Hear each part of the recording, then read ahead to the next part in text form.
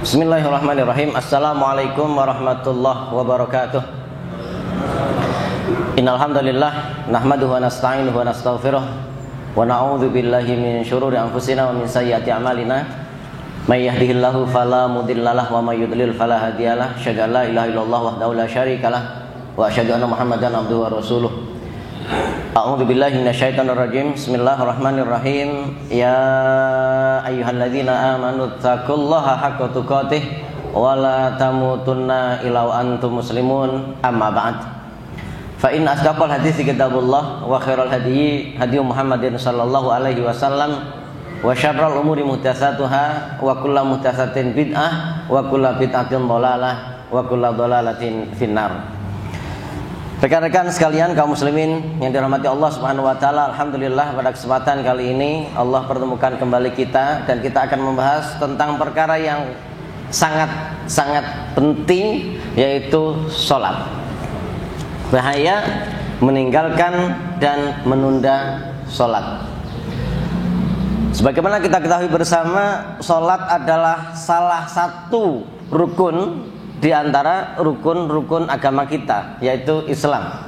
Dimulai dari antasyhadu alla ilaha illallah wa asyhadu anna Muhammadar Rasulullah. Kita bersyahadat bahwa tidak ada ilah yang berhak untuk diibadahi kecuali Allah, dan kita bersaksi bahwa Rasulullah Muhammad sallallahu alaihi wasallam adalah hamba dan juga utusan Allah. Kemudian yang kedua yaitu salat.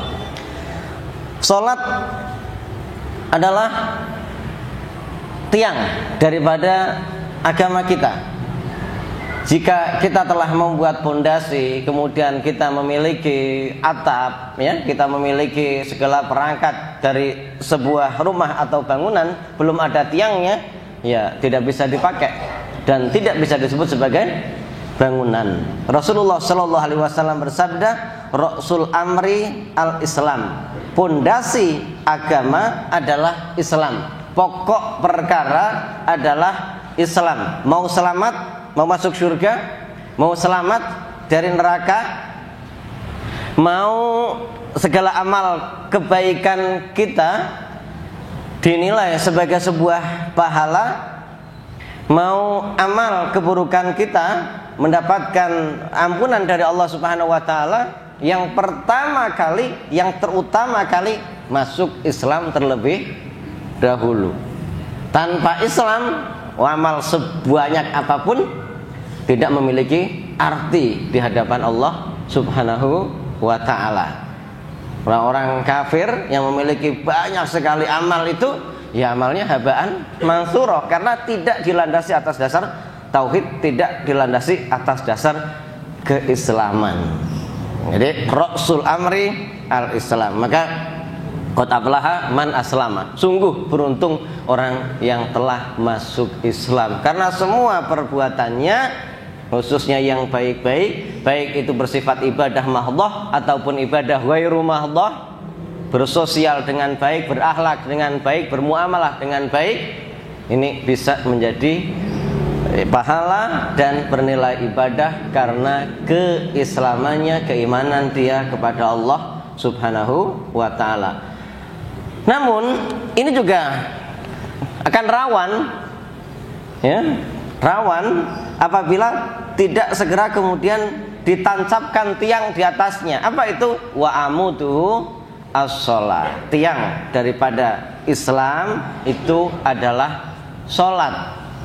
Kita banyak sekali berbuat kebaikan, kita sudah Islam, kita sosialisasi kita bagus, akhlak kita bagus, ibadah-ibadah yang lain bagus, tapi Islamnya jelek, ya bisa runtuh.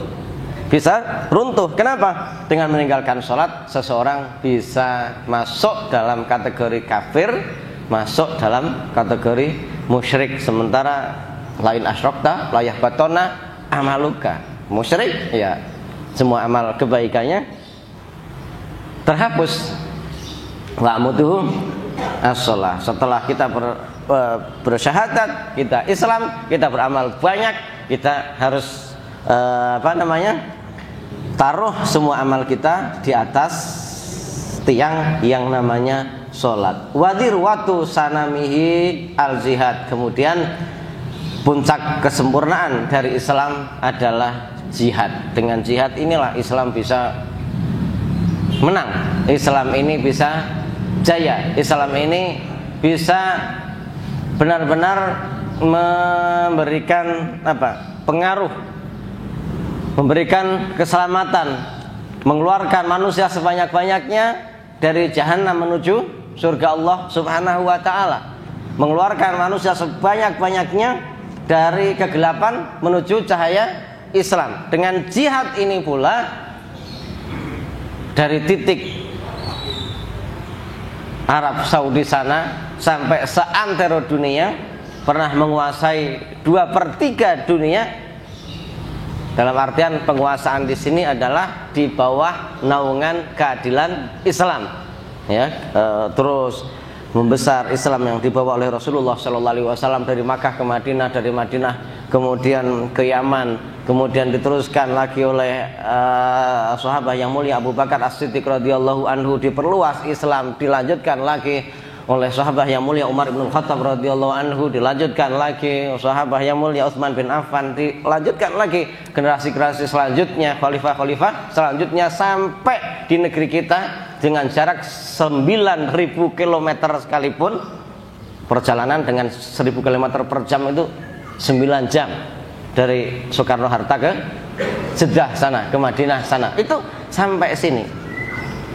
Dengan dalam sejarahnya ya mulai dari Arab, kemudian ke Gujarat ke ada yang mengatakan ke mana dulu, daerah Champa sana, Vietnam atau mana, nanti ditelusuri lagi jejaknya, kemudian baru ke Indonesia. Dari Indonesia ini kemudian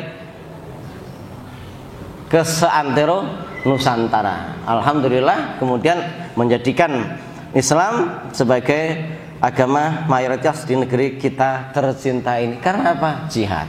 Nah, ya. Kemudian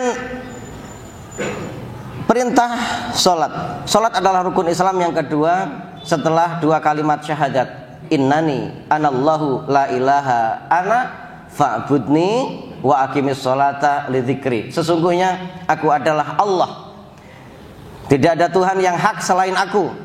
Allah yang mencipta, Allah yang mengurus, Allah yang memberi. Ya tentunya sudah barang tentu hanya Allah yang berhak untuk disembah dan dijadikan sesembahan. Maka sembahlah aku, dan wa aqimis sholah, dirikanlah sholat untuk mengingatku. Surat Toha ayat 14. Kemudian ayat lain Allah berfirman, utlu ma uhiya ilaika minal kitabi wa aqimis sholah, inna sholata tanha anil fahsya'i wal munkar. Bacalah Alkitab, Al-Quran yang telah diwahyukan kepadamu, wa aqimis sholah, dan dirikanlah sholat. Sesungguhnya sholat itu mencegah dari perbuatan-perbuatan keji dan mungkar. Perintahnya jelas, menjalankan sholat, dan beberapa hikmah di baliknya juga banyak yang disebutkan oleh Allah Subhanahu wa taala maupun Rasulullah Sallallahu Alaihi Wasallam. Mulai dari mengingat Allah Subhanahu wa taala, Tuhan semesta alam.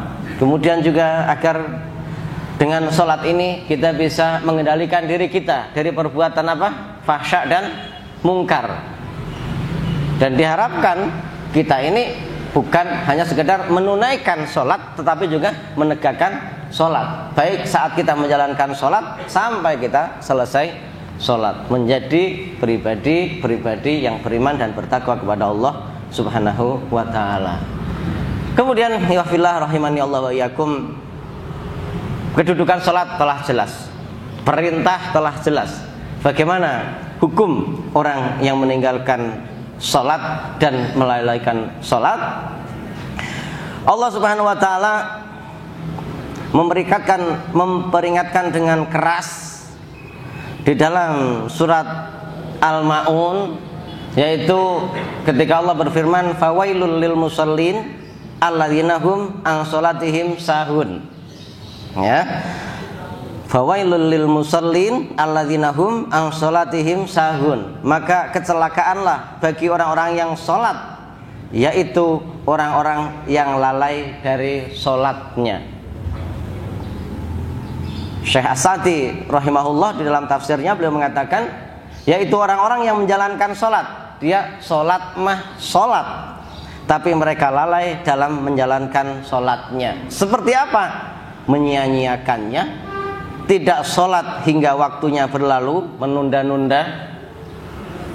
Sholat zuhur kalau belum mau masuk asar, nggak segera buru-buru. Sholat maghrib kalau nggak sudah mau surup ya, mau maghrib, nggak segera dilaksanakan, padahal waktunya masih panjang. Begitu dengar azan langsung berukut pakai sarung ataupun selimut atau tutup bantal, atau seolah-olah begitu azan rajin di dalam bekerja. Tadi kemana gitu? Ya belum semangat tadi, begitu dengar azan baru bekerja secara semangat. Padahal ini adalah wasawis dari setan ya. Tidak sholat hingga waktunya berlalu dan tidak memenuhi rukun-rukunnya, terutama biasanya ini masalah tumakninah ya. Saking cepatnya mereka tidak sholat, kecuali seperti ayam notol makanan gitu. Padahal ketika kita sholat, salah satu di antara rukunnya yaitu tumakninah. Apa itu kadar tumakninah? Tumakninah adalah berhenti sekadar ucapan subhanallah. Subhanallahnya juga nyantai, bukan subhanallah, bukan begitu ya. Apalagi sambil jalan, sambil yang terpenting selesai, enggak. Termasuk rukun adalah takbiratul ihram. Ini juga harus hati-hati, khususnya yang sering, yang suka favorit memang, yaitu masbuk. Harus terlebih dahulu yang diniatkan di dalam takbir pertama adalah takbiratul ihram. Jangan langsung ikut takbir intikal. Allahu akbar ruku', Allahu akbar sujud, Allahu akbar tahiyat. Santai. Kalau memang kita tadi tidak, ya memang nggak boleh lalai ya. Mau lalai mau nggak lalai, kalau datang ya tetap harus santai. Kemudian kita takbiratul ihram, baru takbir intikal. Takbir intikal masih bisa ditinggalkan, tapi takbiratul ihram dia adalah rukun. Kemudian membaca surat Al-Fatihah rukun. Kemudian rukuk adalah rukun walaupun bacaannya adalah sunnah. I'tidal rukun walaupun bacaannya adalah sunnah. Kemudian sujud rukun walaupun bacaannya adalah sunnah. Dua antara sujud adalah rukun walaupun bacaannya sunnah. Kemudian tahiyat yang akhir khususnya ini adalah rukun. Kemudian salam. Ini itu nanti ya harus dipelajari. Maka disinilah letak man yuridillahu bi khairan yufaqihu fiddin. Barang siapa yang Allah Subhanahu wa taala kehendaki untuk menjadi orang yang baik, dia akan pahamkan tentang agamanya. Ya, banyak sekali dari ibadah ini yang harus dilandasi dengan ilmu. Tanpa ilmu ibadah bisa salah.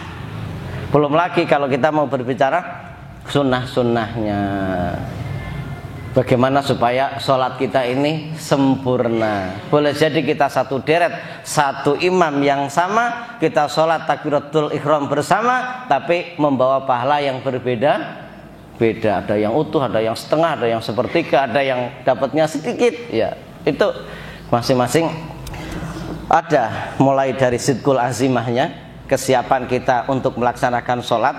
Ada yang rapih banget, peci pakai baju koko, kemudian pakai sarung ya.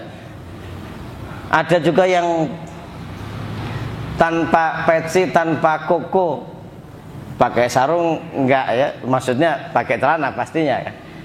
Ada juga yang semacam ngasal, kaosnya pun kaos yang tipis itu, daleman ya. Ini berbeda-beda. Karena sebelum ada syarat qabul, itu ada syarat wujud. Kan kita seringnya syarat qabul dari ibadah itu apa? Ada ikhlas, ada mutabaah. Tapi sebelum ikhlas dan mutabaah itu ada syarat wujud terlebih dahulu. Apa itu? Sidqul azimah, serius terlebih dahulu, baru kemudian kita ke ikhlas dan mutabaah. Baik, apa di antara ancaman dari orang-orang yang meninggalkan sholat? Pertama, membatalkan keislaman. Tadi kita sudah sampaikan. Begitu sudah 2 kalimat syahadat, kita orang yang baik, akhlak yang baik, sosial kita baik, boleh jadi itu sia-sia juga. Kenapa? Karena hubungan kita dengan Allah Subhanahu wa taala, khususnya bab sholat, enggak baik. Kata Rasulullah sallallahu alaihi wasallam, "Inna bainar rajuli wa bainal kufri aw syirki tarkus sholat." Sesungguhnya batas antara seseorang dengan kekufuran atau kesyirikan itu adalah meninggalkan sholat. KTP boleh Islam, ayo Pak Sekdes tolong tulis nama saya ini, agama Islam, sholat tuh ya itu mah belum. Ya ini secara KTP silahkan, itu Islam. Tapi dikhawatirkan kita sudah kufur atau syirik, yang mana ketika kita kufur atau syirik, amal perbuatan kita tidak ada yang diterima oleh Allah Subhanahu wa taala. Kemudian Rasulullah bersabda, al-ahdul ladzi bainana wa bainahum as-shalah faman tarakaha faqad kafar. Perjanjian antara kita atau antara kami dan mereka, maksudnya ketika pasukan Islam melakukan futuh, ekspansi, ya, memberikan naungan kerahmatannya ke negeri-negeri yang baru, ini ada perjanjian. Salah satu perjanjiannya dilihatnya dari sholat. Kan pengen selamat, tinggal aslim taslam, syahadat beres, nggak ada lagi penyerangan. Tapi setelah itu dilihat dari mana itu? Ya dari sholatnya. Itu negeri yang kemarin sudah katanya tunduk kepada Islam, pada sholat gak penduduknya? Saat waktu sholat berkumandang gak azan di negeri tersebut? Kalau enggak, ya ini berarti main. Perlu kembali tegaskan, mau ikut Islam atau membayar pajak, atau yang ketiganya perang, gitu ya.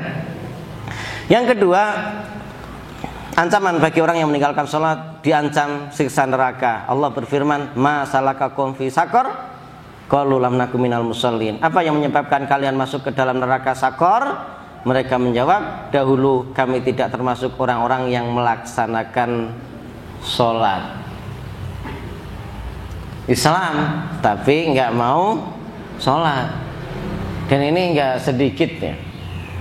Perlunya edukasi bersama oleh kita, ke keluarga kita, ke tetangga kita, teman-teman kita. Kita lihat teman-teman yang kalau kita punya hobi semua ya, yang bukan teman satu masjid atau sejamaah Islamiyah, teman kerja lah, teman hobi olahraga, kan kita bisa lihat tuh tadi.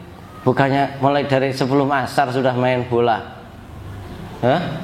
nggak pernah dilihat oleh kita sholat, tahu-tahu sudah maghrib, habis maghrib juga masih juga ngerokok, ngobrol sampai isya. Zahirnya kita nggak tahu apakah waktu kita sholat kemudian dia juga cepet-cepet maraton sholat, tapi kan zahirnya mereka nggak pada sholat. Disitulah kewajiban kita untuk amar ma'ruf nahi mungkar. Nggak usah khawatir, mereka juga tahu diri mereka salah kepada Allah Subhanahu wa taala. Kalau memang benar dia ikhlas, teman kita, dia akan mengatakan insya Allah, walaupun dia akan bilang mungkin berat atau lagi nggak pakai sarung atau bajunya kotor dan yang semisalnya, ya nggak apa-apa. Allah Subhanahu wa taala sudah jamin mereka yang mau berdakwah akan dilindungi, akan dicukupi. Wallahu ya'simuka minan nas. Allah Subhanahu wa taala telah melindungi kita yang mau berjuang, berjihad di jalannya dari apapun itu yang disebabkan oleh manusia. Ma salakakum fi sakor, qalu lam naku minal musallin.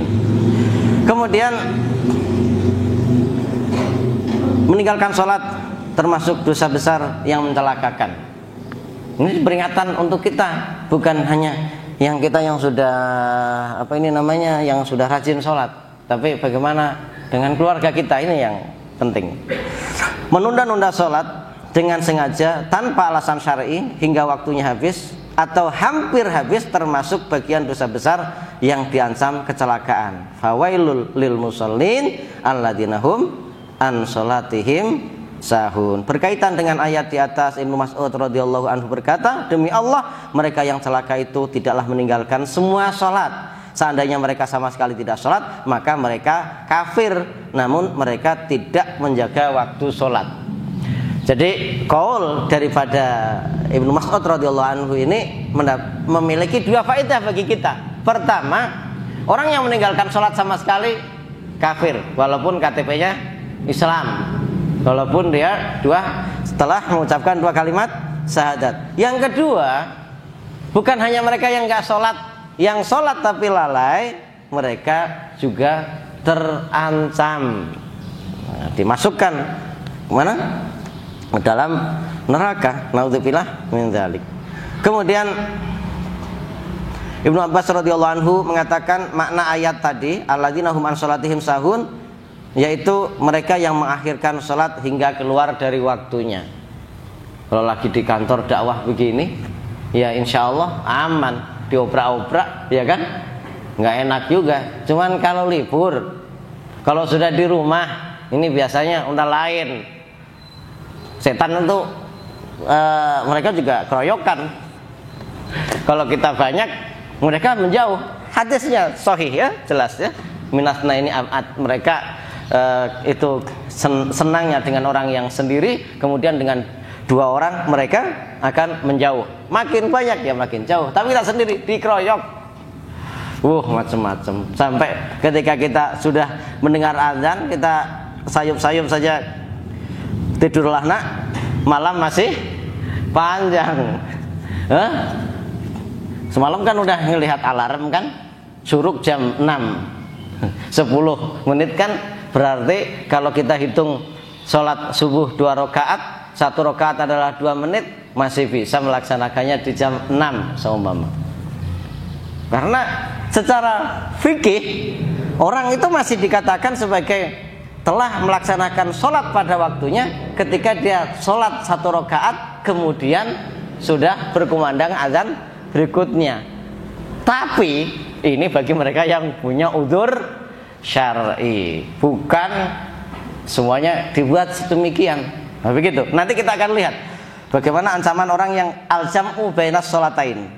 Kemudian ancaman Allah Subhanahu wa taala lagi bagi mereka yang meninggalkan sholat, yaitu Allah berlepas diri darinya. Allah Subhanahu wa taala menjanjikan berbagai kebaikan untuk orang-orang yang beriman, seperti rasa aman, penjagaan, penghapusan dosa, balasan kebaikan di akhirat, pemberian hak dan lain sebagainya.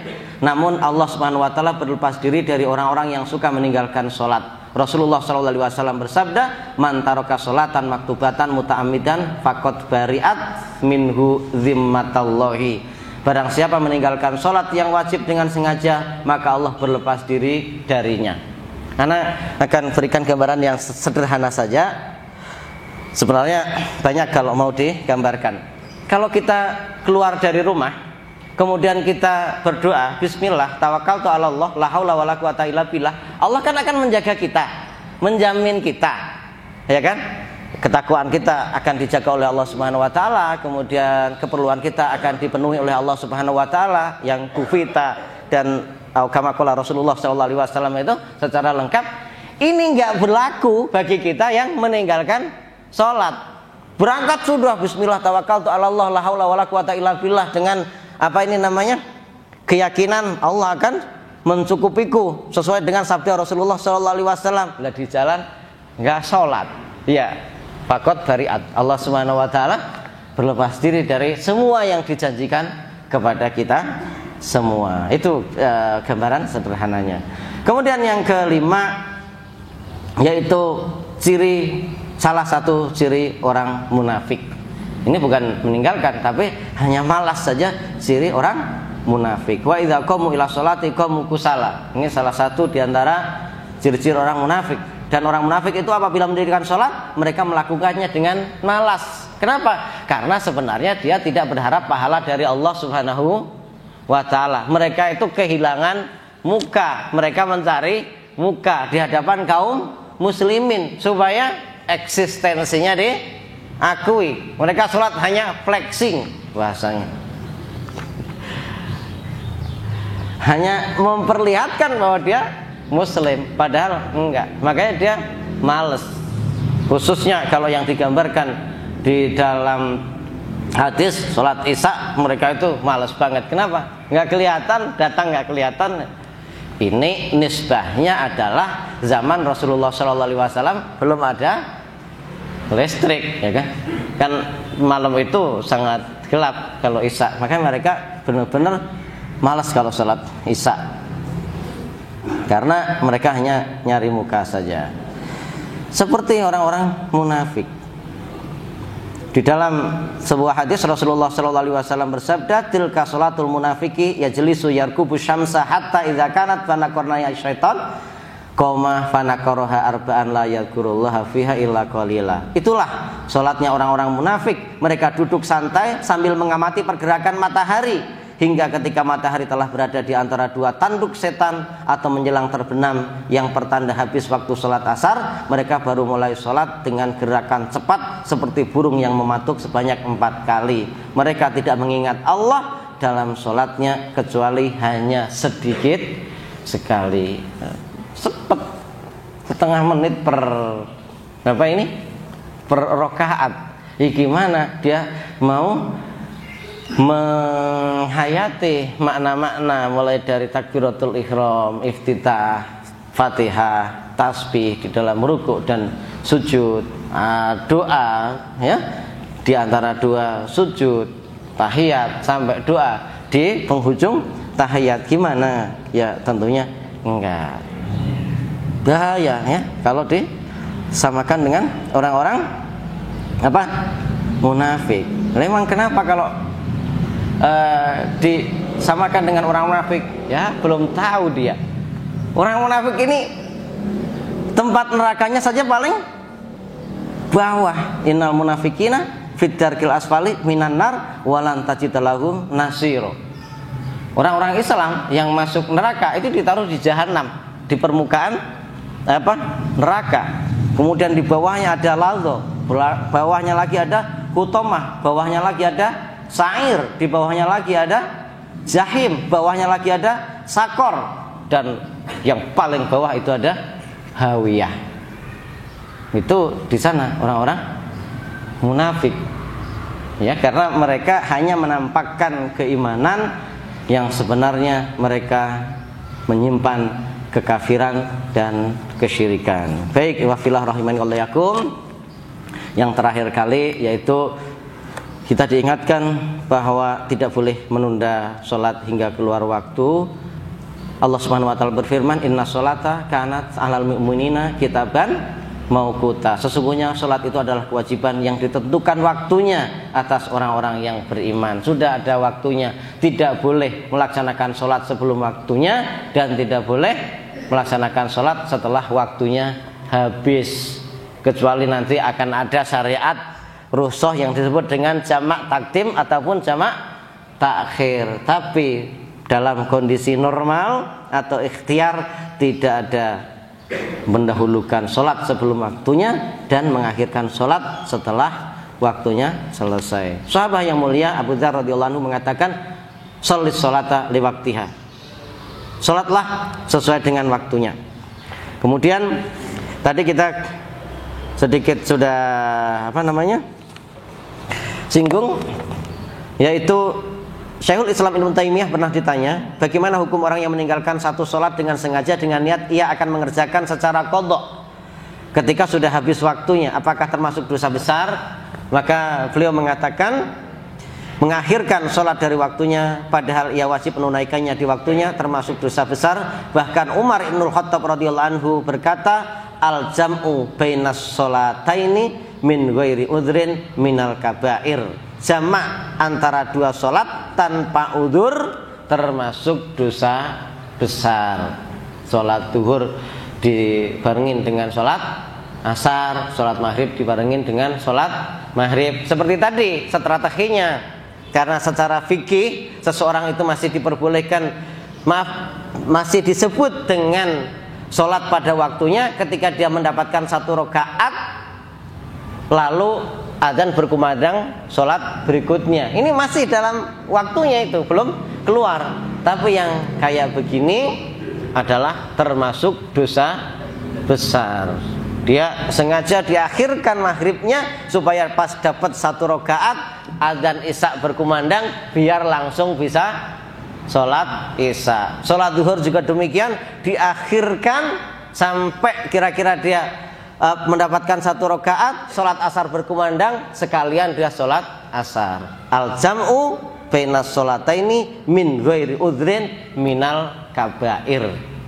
Menjamak dua sholat tanpa udzur, dia adalah merupakan salah satu dosa di antara dosa-dosa besar. Man jama'a bainas sholataini min ghairi udhrin faqad ata baban min abwabil kabair. Barang siapa menjamak dua sholat tanpa ada udzur, maka ia telah mendatangi salah satu pintu dari pintu-pintu dosa besar. Untuk itu, wa fillah rahimani Allah wa iyyakum, mari kita jaga sholat kita, karena sholat inilah yang menjadi tiang agama kita. Sholat ini pula amalan yang pertama kali yang akan dikoreksi dan dihisab oleh Allah Subhanahu wa ta'ala. Wa sallallahu ala nabiyyina Muhammadin wa ala ali Muhammad. Subhanakallahumma wa bihamdika asyhadu an la ilaha illa anta astaghfiruka wa atubu ilaik. Assalamualaikum warahmatullahi wabarakatuh.